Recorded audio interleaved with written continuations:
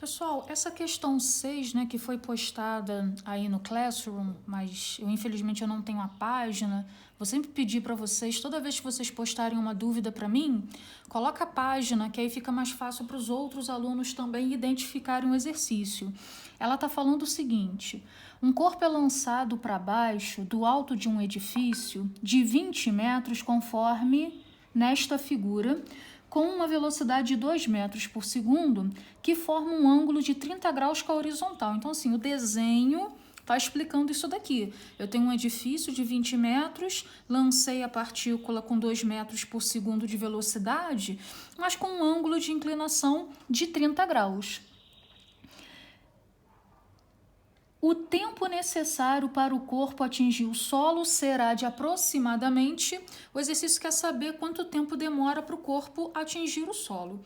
O que a gente precisa, né, enxergar nesse exercício? A característica vetorial dessa velocidade. Eu tenho uma velocidade com um ângulo de 30 graus. O que eu tenho que entender?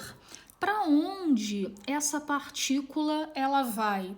Essa partícula ela está indo para onde? Para frente e também está indo para onde? Para baixo. Não é difícil da gente identificar isso quando analisa o vetor velocidade. Então, ó, uma parte dessa partícula vai horizontal direita, e eu vou chamar isso daqui de Vx, e uma parte dela vai vertical para baixo, e eu vou chamar isso de V0y. Nós vamos lembrar, isso nós já vimos lá em lançamento oblíquo, que quando eu lanço uma partícula, seja lançando ela obliquamente para cima, seja lançando obliquamente para baixo, durante toda a trajetória da partícula, a única força que atua sobre ela é a força-peso. E a força-peso é a força que puxa a partícula para o centro da Terra.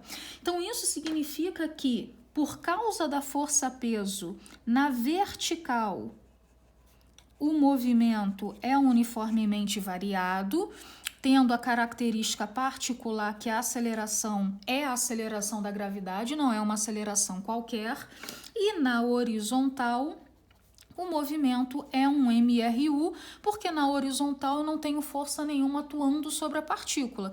Então, ela não tem aceleração, então ela está em MRU, certo? O que nós vamos fazer aqui? Nós vamos decompor essa força.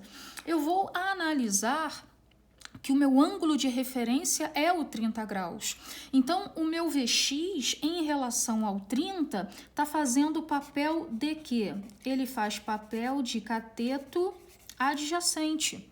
E qual é a identidade trigonométrica do cateto adjacente? É o cosseno. Então, quem é Vx? Vx é a velocidade de lançamento vezes o cosseno do ângulo.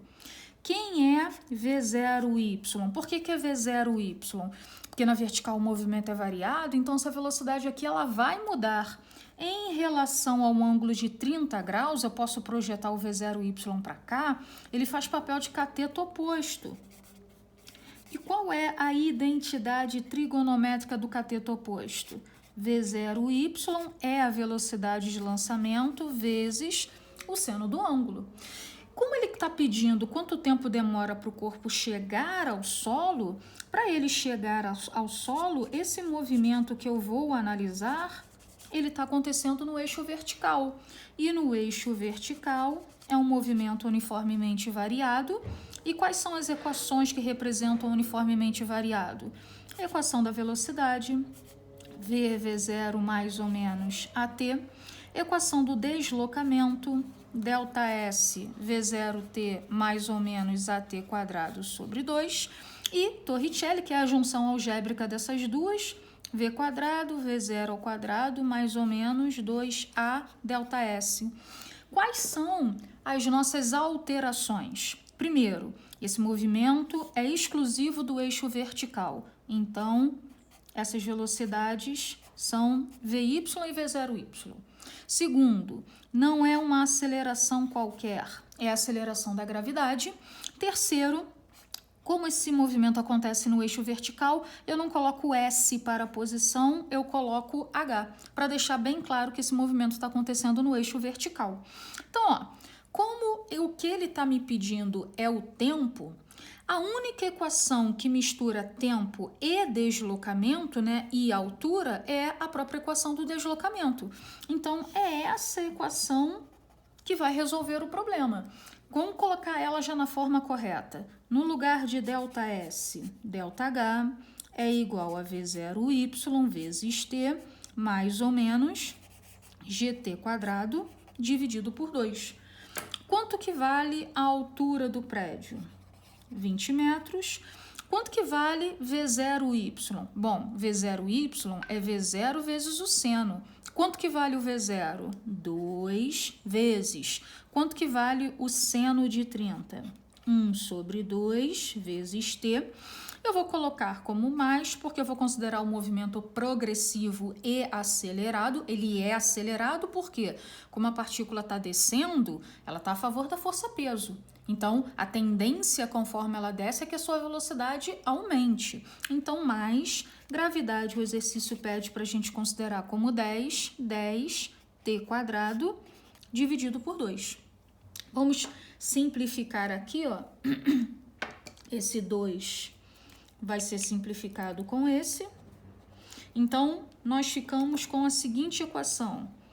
5t quadrado, 10 dividido por 2, mais t.